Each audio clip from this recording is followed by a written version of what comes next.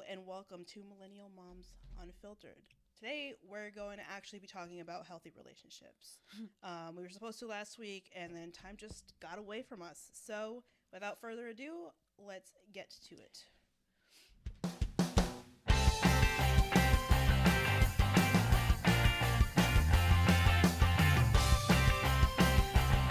I like your sweatshirt. Thanks. Oh, I have something on it. Thank you. It's from Yeah. Victoria's Secret. Oh, nice. I I always like- want to do like tie-dye things, but I can never find the right pattern. All of my sweatshirts are from Victoria's Secret.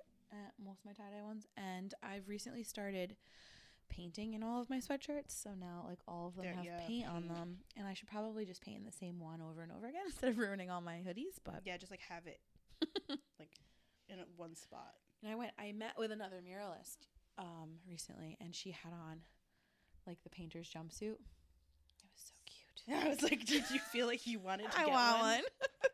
I need a jumpsuit now. I knew it, because that's exactly the kind of shit that would happen to me. I'm like, The hyperfixation. that looks like to something the that makes outfit. sense. Yeah. So what do we want to say? I think last week we got a really good idea of red flags, and in some cases women, even when it's clearly not right, will put in the effort that doesn't really need to go there. Yeah, you know? that one girl, she put in so much effort where it was not reciprocated or really needed. Yeah, I would have head out. She needs to put on that 1950s dress for a real man who I was deserves like, her. I'll go on a date with you. This sounds fucking awesome. Yeah. Do you think that women across the board are putting in more effort, or do you think that they're getting sick of putting in the effort? I had to cross my legs because we're getting real serious on this one. I think that women are expected to act and do in a certain way, and then,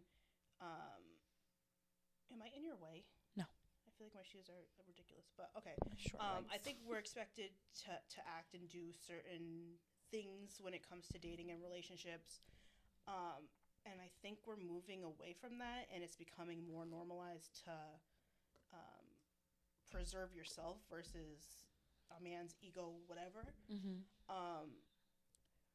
But I still think that if we are loud, have different opinions, advocate for ourselves in certain situations, the overall consensus is we're quiet difficult. down. Yeah, we're difficult. Yeah.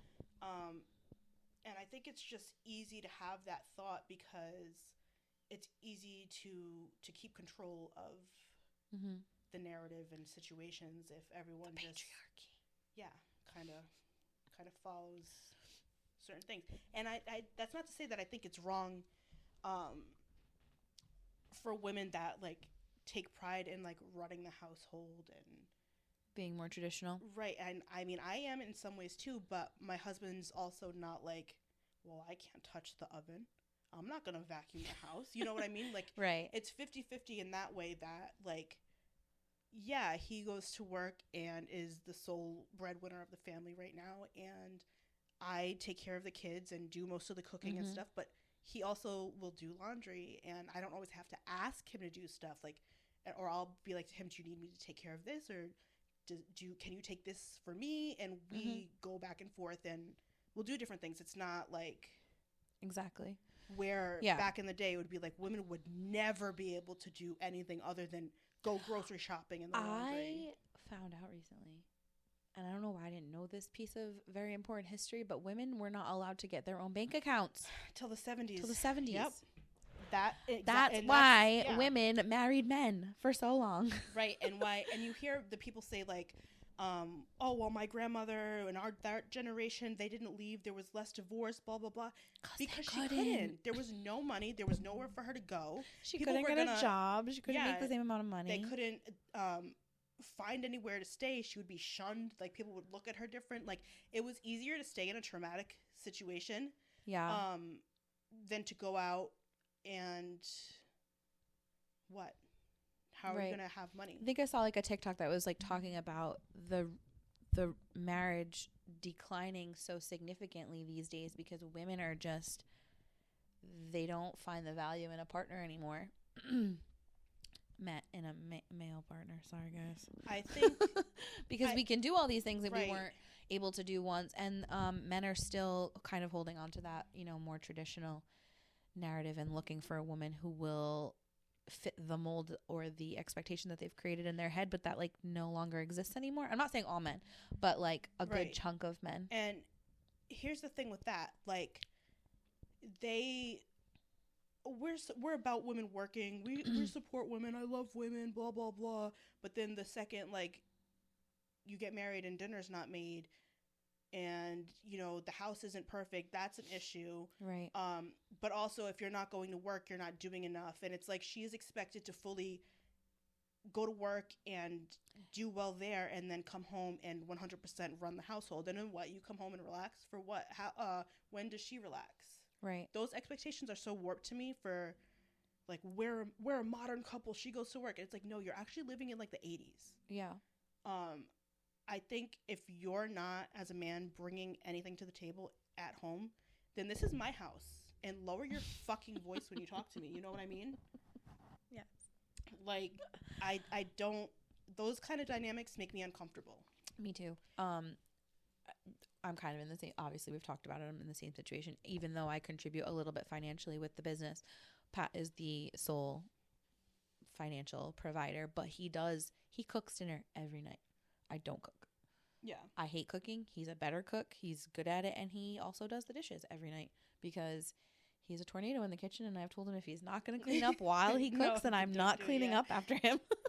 Which I know sounds like so like, wow, he cooks you dinner and you won't even clean up. I'm like, no, I won't. Yeah, well, I do a lot of other stuff in this house. That's called a boundary. It's a boundary, yes. And it's, there's no right or wrong way. No, we do what works for us. Yeah, what makes sense for you. So when people hear about how other people live their lives or whatever, and they're like, oh, and they pass judgment on it. What? Mm-hmm. Okay, so that doesn't work in your house. Like, and I mean, when people tell me like, oh, well, I do all this stuff and work, and my husband, he'll never do laundry. I'm just like, are you good with that? Have you just like convinced yourself you're good with that? Like, I'll pull those strings a little bit.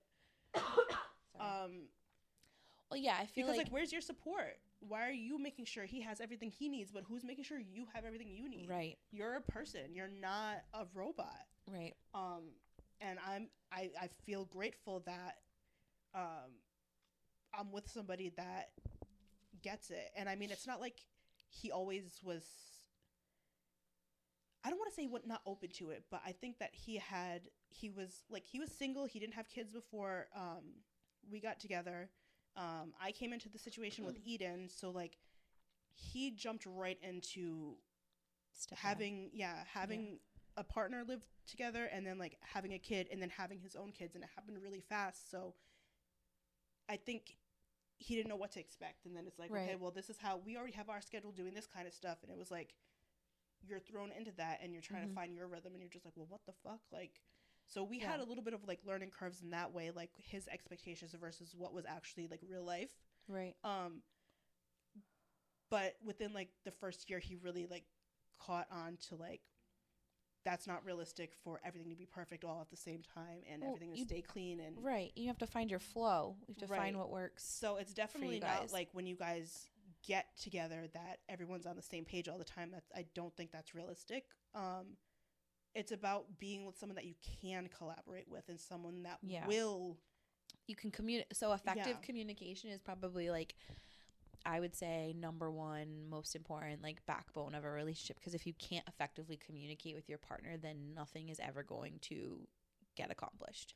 And that's not even just with your partner. That's just people in general. Like I've had so many conversations with people, and they're like, "This is what happened," and I said this, and they got mad about whatever this was, and it's like. Are you saying it in a way that they understand? And then like the person will be like, well, I don't have to do this and whatever. And it's like, that's how come you guys are just running in circles. Like you're not willing to talk to your friend in a way that she can hear. Like you're not validating any of like her feelings about it. Like you need to actively listen and be like, so what I'm hearing is that makes me feel is this what you're trying to say, like those kind of things, like before you're just like well, you make me do everything. You're not here for me doing. It's like, yeah, you guys are probably saying the same thing. It's just like the way it's not coming being across, received right, in the right way. And that used to be a big issue for us. Like, and we've gotten so much better at that. That it's like everybody wants the same thing, but it's just the way we're communicating it is not crossing channels. I know. So like obviously I didn't have a child before, and we still had to like find our way. So like I come from a family. I had younger brother and sister, so I grew up with a lot of responsibilities, kind of parentified. Like I started babysitting my brother, my kids. I started babysitting my kids because they're like my kids. I started babysitting my brother and sister at a very young age, and so I kind of had that experience that Pat did not have. Like he was not at all familiar with like kids and babies, and like I've always been familiar with that. So when we had kids, trying to find our own groove and like what was going to work for us, like that required trial and error, that required a lot of conversations, finding our way to communicate. And I will be the first to say that Pat is probably the better communicator. I will let my emotions get the best of me and flip out, and he will be like, listen, we're on the same team, like just talk to me, like don't flip out, like I'm on your side, so like whatever you need, just tell me, which is great. And like when I'm in my moments, he usually can bring me down, which is, you need to find balance. You need to find the person that is better at it, that doesn't let their emotions get the best of them, that knows how to like maintain. And like my thing is, I'm like that too, or I've gotten better as I've gotten older, being able to like talk myself off a ledge. But I used to be like really explosive, and Gio would like take offense to that, like and now he's like, you're doing good, like he'll say things to calm me. And I'm just like, okay. That's not and bad. then we'll have like a regular conversation after that, because he realizes that when I'm like that, I'm just really overwhelmed and frustrated with the situation, usually overstimulated. It's not a direct attack on him. We've moved past that, and that was a big thing too. But I've also been able to like take inventory. Like yesterday, I had 2 appointments. Eden woke up throwing up. Aww. I was like, it was just chaotic. Eli's on vacation from school. Eamon had to go to school. I was just like, you had a crazy, unusual schedule this week. Lately, it's kind of been like that. So I was like, already like, fuck, it's Friday. This is like, I'm supposed to go to therapy. I'm supposed to get my nails done. This is supposed to be like the time that I kind of have stuff done. And then Gio was tired, and what he said something like he like huffed about something, and like I wanted to go in that room and open the fucking curtains and be like, well, I'm doing all this alone, because I was stressed out. And like he didn't do anything wrong, and he was also tired, not up yet. He's allowed to have like feelings, be frustrated too, and be frustrated, but like you're not allowed to be frustrated, because I'm frustrated. Before I let myself go in there and start a problem where there wasn't one, I was like, no, like take a second, talk about it later. If it's something you're actually upset about, or you're just upset at everything happening at once, like it's 8:00 in the morning, you got plenty of time to get and be places, like you're fine. And then everything was fine. Like it's not like he made me take children with me to my appointments or like anything. Like he backed me up, and he did everything he was supposed to do. And even when I got home, I like had a fucking headache. I laid down. He let me nap. He took Eli with him to the like turbine hall in our building. And like I had a couple minutes. He picked up Eamon. Like he backs me up, and I need to be able to like stop myself in those situations and be like, you're just fucking irritated right now. And sometimes it's fucking hard, because I am overstimulated, because I don't feel like having control of myself. But it's like, you're just making it worse. Like you need to be an adult, like take inventory of your feelings, and just not always blow up at things like that. And not to say it doesn't happen, but. And if you're really invested in your relationship and you're like committed to that person, you're having trouble, and like you're feeling like you're not connecting, or you're feeling like you're not being heard, then like you need to have a conversation with your partner about possibly going to therapy and working on your communication, if you guys are both invested in that. Right. Because sometimes that is all you need. You just need help with communication. And you need someone to mediate that kind of communication. I think that's usually like the biggest thing. It's not that like you're not getting along or you're not in love anymore. It's just like you don't feel heard. Yeah. And humans, that's a big thing. We want to feel heard. We want to feel validated. We want to feel safe.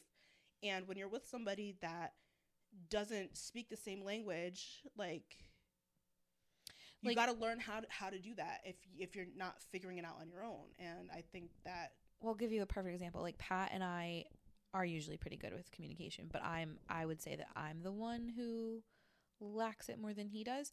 And I was talking to my therapist about this because I feel like if I ever like, I don't want to say criticize, but if I ever say something to him about like him doing something wrong, I guess he shuts down, but more from a place of shame, not ego. Right. Yep. He does not like to be told he did something wrong because he doesn't want to feel like he let me down, right, or that I'm disappointed in him. So like I talked to my therapist about that, and she said, well, how about we deliver things in a compliment sandwich for him? Like, right, which I've never really thought about. So if I'm telling him like, I'm grateful for this thing that you do, like you work so hard, you cook dinner every night, you did this, you did that, you've helped, like we potty trained Killian recently and he was totally on board with that. Like he committed to that just as much. There were multiple days where I had to be out of the house all day for work, and he stuck with it. Yeah. And so like, yes, I'm so thankful for everything you did, but this one thing, could you possibly do this next time? And also, I love you so much. You're so great at the end. Yeah. Like, because you just really have to drive it home that like, it's not personal. I do love you. I am grateful for everything. But like hey, this one little thing does not make you a piece of shit, and I'm not thinking about divorce right now. Right. But and like I need Gio to say that shit to me. I'm like, do you still love me? Like I need that validation. I need to hear it. Yeah. Especially because we have different love languages. Like so the things that I do for him that like would make me feel happy and appreciated aren't always what makes him feel happy and appreciated. So now that we are like in tune with how each other accepts love, those are so love languages. Even if it's not his love language, he'll recognize that as, oh, she's trying to connect with me. She's trying to. So Pat's love language is 100% acts of service. Like cooking food. He loves cooking food for people. Like that's his thing. Like he wants you to eat it while it's hot. He looks at your face when you take the first bite because like I do that to Gio all the time. I was like, do you love it? How like he gets so excited. Did you taste the new salt? You know what that is? It's Frank's. What do you taste in there? Tell me what you taste. Pat cooked last night, and he gave me 2 like giant pieces of chicken. He made French onion chicken. Fuck, that it was so good. It's like straight French onion soup chicken. But he gave me 2 giant pieces, and I was like, I can't. That's too much. And my mom lives down the street, so I texted her. I was like, did you eat dinner yet? And she hadn't. So I packed up the rest of it because there was so much food, and I brought it to her. And like you could tell, like he was excited that I thought it was good enough to bring to my mom. Because like I called her and I was like, hey, Pat just made this awesome chicken. Have you eaten yet? Because there's extra. And he was like so excited about that. I was like, he's either gonna get upset that you weren't eating it, or he was gonna love it. No, he loved that I was bringing it to someone else. And then she texted him and told him how good it was. So he was having a great night. Yeah, he loved it. But like his is acts of service. Mine is definitely touch, but like cuddly, not sexual. Like mine's like cuddly, huggy, kisses, like always touching. And I've had to like kind of be like, can we just like cuddle more? Can we do more like more just right? I feel like I'm super not like I usually don't like to be touched. And I Gio don't like to be touched by other people, just Patrick and my kids. I don't know. I get overstimulated. I don't like things touching my neck. Like I just don't like being touched unless like. Well, I think that's how I show love. I don't know if it's necessarily how I want to. I don't even know how I want to receive it. But like how I like I notice if the kids are sitting on my lap, I'm always like playing with their hair or like giving them like face massages. I do that too. Or like I'm always touching them. I'm always holding Pat's hand. It didn't come naturally to me because I like just didn't, you know. Yeah. And like I didn't come from a super like huggy, affectionate family, so I didn't really like learn how to be affectionate in that way till I was way older. But Gio is like he likes to be touched. He likes to be close. Yeah. And he almost like suppressed that for a long time because of how little I gave. I think it's the Taurus. And I felt sad, and I like had to get better at it. So then I started like rubbing his head. Like he loves head rubs. So I love head rubs. I love and like I'll try to hold his hand sometimes. And like those are ways that like I'm trying to like be conscious. And now it's way more natural than it used to be. Yeah. But I'm definitely like that with the kids too. But that's just like a part of me that you worked on. I didn't have that. It didn't feel natural, and now it feels way more natural. Yeah. And he's like tapped into that love language again because you know I made him suppress it unintentionally for so long. I think that I kind of suppressed it a little with Pat for a while. Not that we were definitely not the PDA couple. Yeah. Like we were the couple you could go out with and we would all have fun and no one would feel uncomfortable because we were all over each other because we wouldn't be like that. But everything was like in private. But now I'm like I like being like not necessarily gross. Where I mean we're 34. I'm not gross. You don't need. Right. There's never really a situation that you need to make out in front of people. No, you know what I mean? There's like, not. I think it's acceptable to hold hands, to sit close together, to like lay your head on someone. You don't need to be like. But I'm the like I'll lean over while I'm driving and like rub his head like in the car. Like I'll do stuff like that, and I stopped doing it for a while because it wasn't so much reciprocated from him because that's just not his love language. But I have mentioned it, and it's gotten better. Like we've definitely gotten more affectionate. And definitely conversations around this kind of stuff. Like I need more of this. Like there's no reason that you can't. And if you're with somebody that's like, well, that's just not what I do. One, that might just be them feeling defensive. Like, and I've done that a fair bit. That I'm like, I take it as an attack. Like I think everyone's trying to attack me, and that's something I've worked on as a person. It takes me a second, and then I'll come around. So that might be what's happening. Your delivery in it might just you need a compliment sandwich. Out, you know, but if they're just like, it is what it is.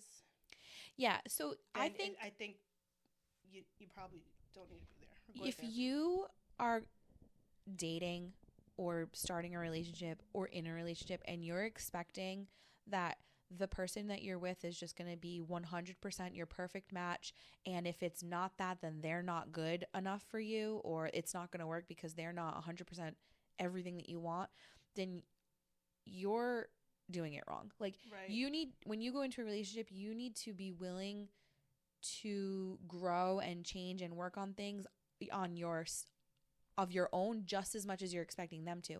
And no, you shouldn't go into a relationship wanting to change anybody, but there's between change and compromise. Yes, you definitely need to be able to compromise, and you need to be able to grow and work on your own shit.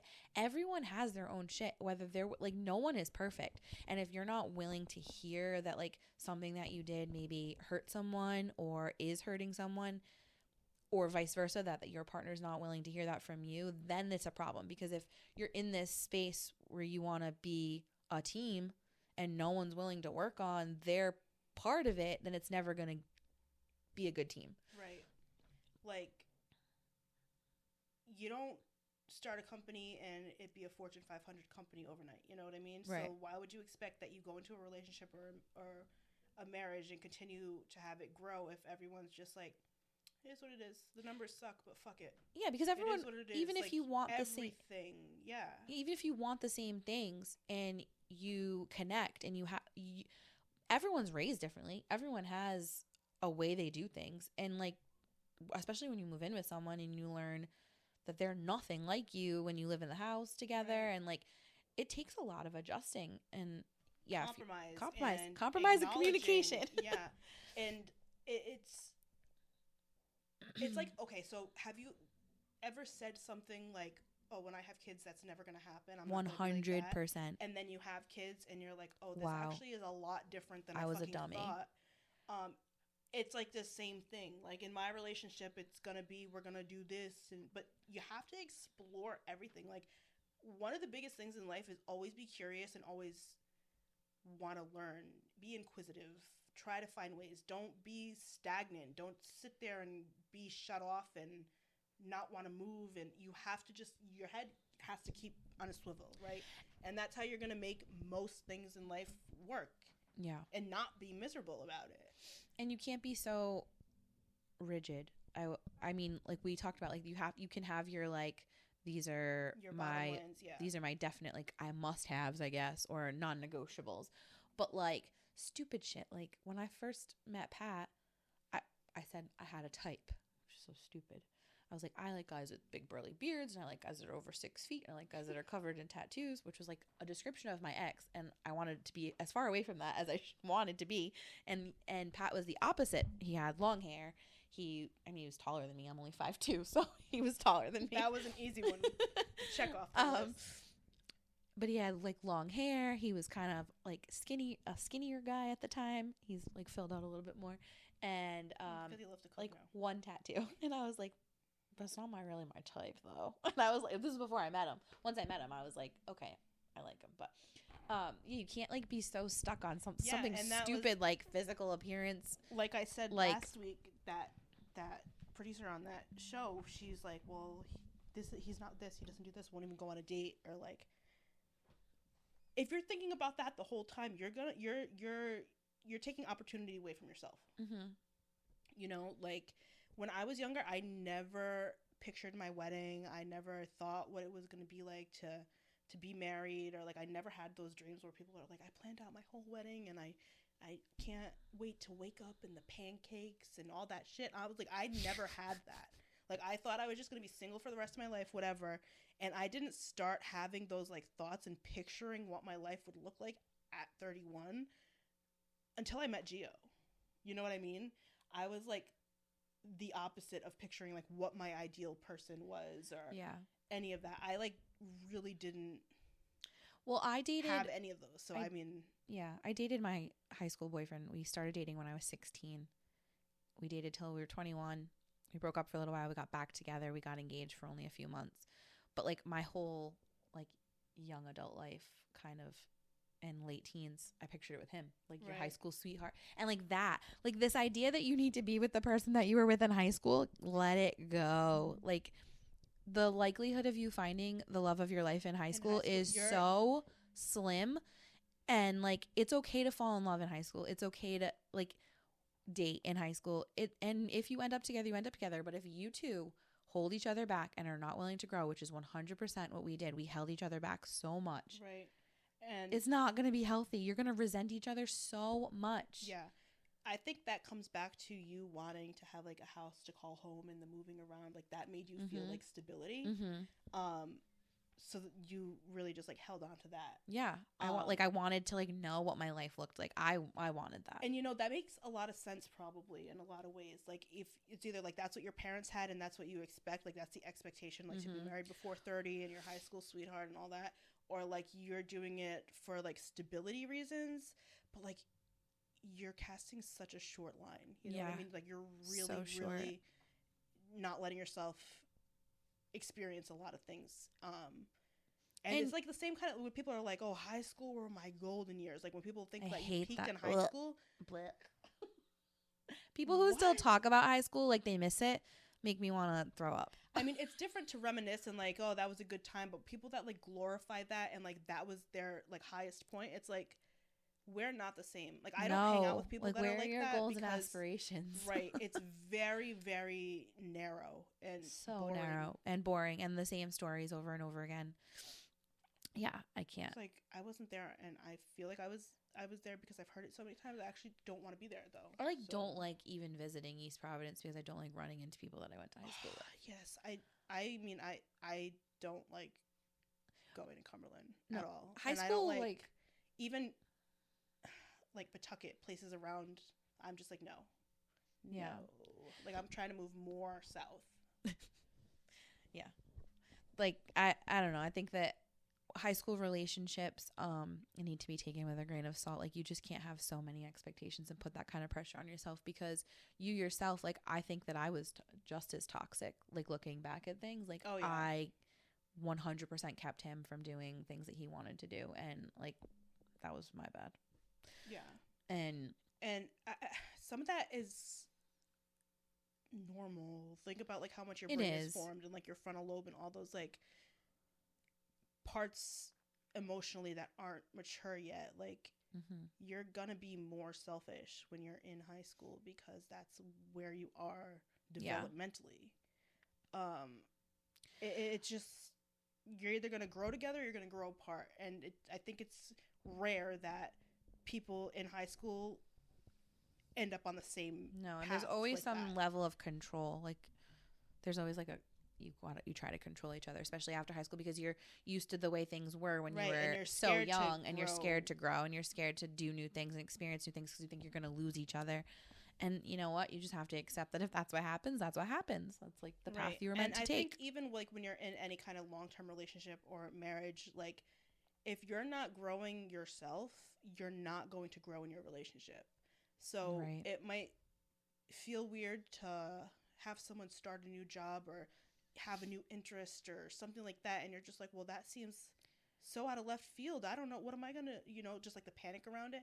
That's normal because it's changed. But I also think that like you need to let each other have like your own identity. Yes, your identity isn't in each other.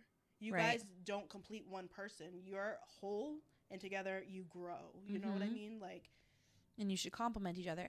And if you want to find activities to do together that are new too, like, yeah, 100% find something you like to do together. But there's definitely, you need to make that time for just your own individual. It's never, hobbies. I mean, I'm not going to say it's never going to hurt. Some people find the wrong activities to get involved in.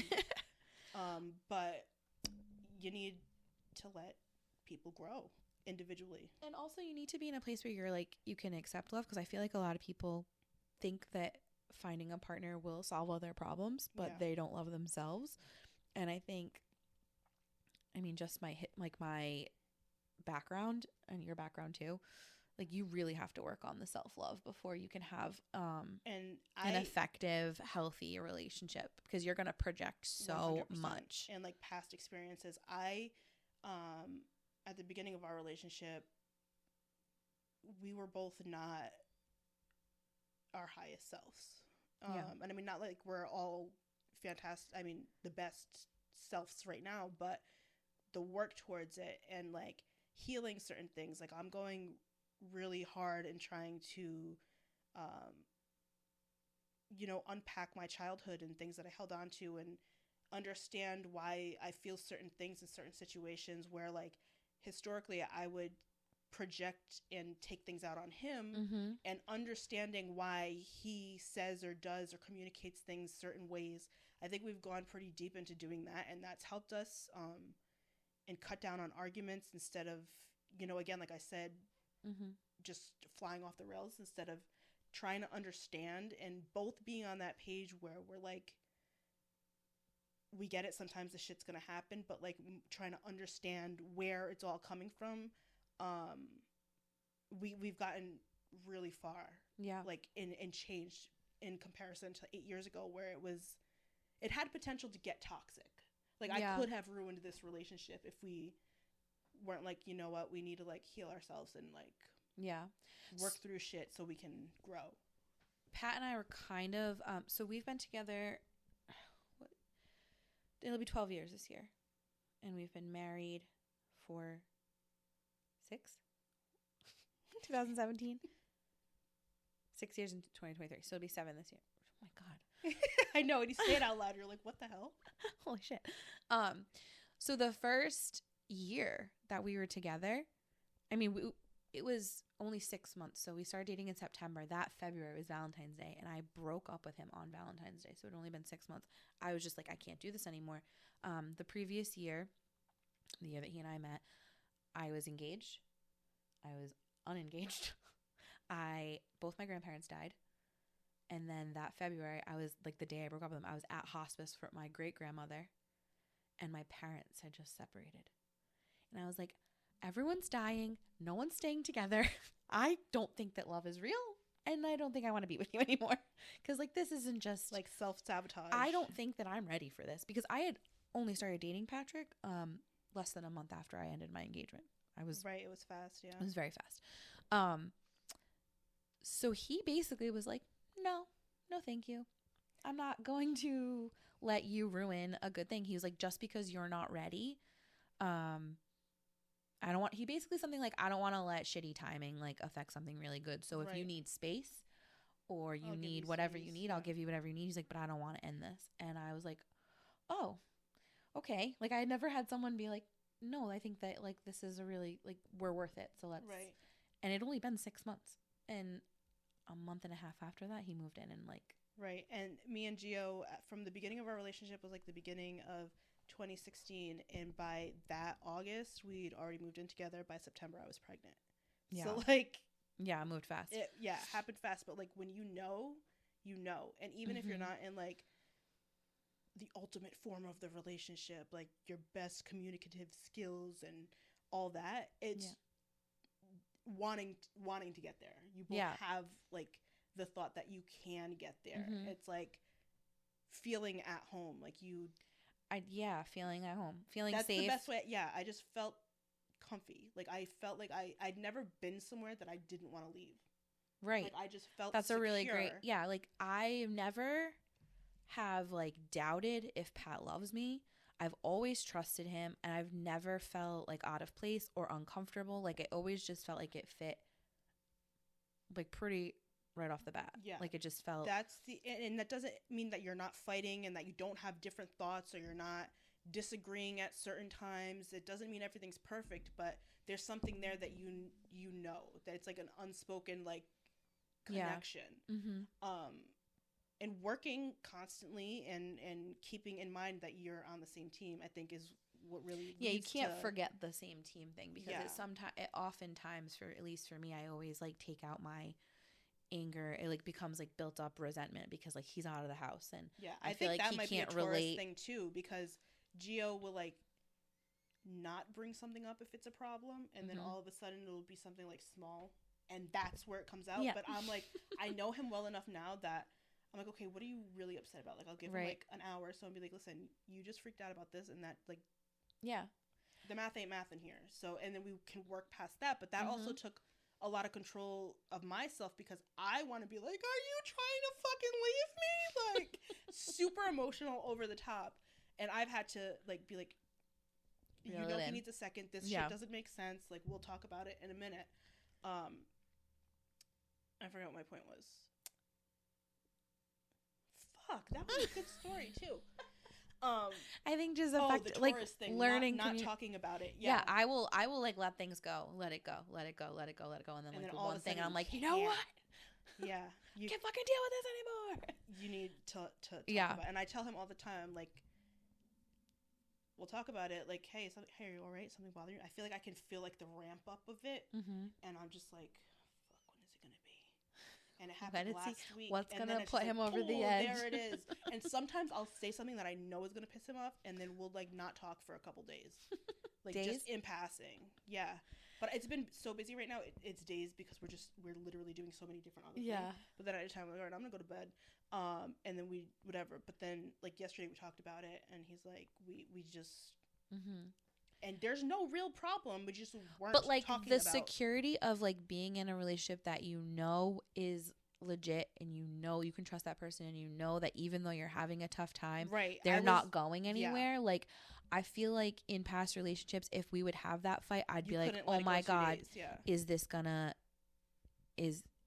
be it? And like now it's like we just need some space. And you know that saying like never go to bed angry is complete bullshit, because you know how many arguments have gone on for hours, and then we went to bed, and the next day we were like back to like it didn't even happen. What was that? He and I have had fights where we've just, and then like an hour later it's just like, hey, you hungry? Like just forget it happened. Another one too. But now if I feel like it's going that direction, like, all right, I'm gonna go lay down, because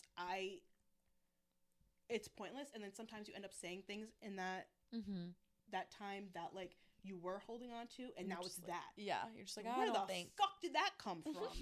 That happened 6 months ago, and it's I was saving that one so that I could present it now while I'm fucking exhausted.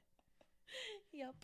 So yeah, and everything just really keeps coming down to communication. Yeah, communication, being open, communication, trust. You definitely need to be able to trust that the person that you're with is like a good person and is not gonna like hate you for communicating how you feel. Yeah. Or like use it against you or try to manipulate you. Like obviously you need to find someone who, we didn't even go into like red flags. We just talked about like healthy communication today, and how I think we've done previous episodes and the red flags were abundantly clear. Control, manipulation, like denying your reality. Yeah. So, fuck, I keep losing my train of thought today. I know. I'm getting sleepy. So communication. I'm getting tired too. We're 40 minutes. So yeah, communication, boundaries. Boundaries are important. Trust. I feel like for the boundaries thing, it took me a while to really understand what my boundaries were and like how to effectively enforce them. That was like still relatively recent. And sometimes I find new ones like, ooh, that really just fucking rubs me the wrong way. I'm not doing that. So now I'm trying to work on it with the kids where like, just because I walk in the door doesn't mean that you can, I want a snack. I need this. Give me this. Give me this. I don't have good boundaries with the kids. It's easier to just now. do it so that we're not like screaming through the house.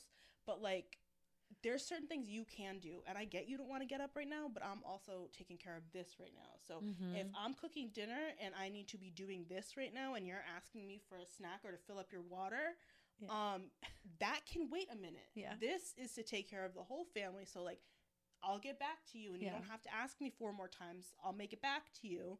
But I am working back from a point of no return, it feels like, because I cater to my kids like that. I do too.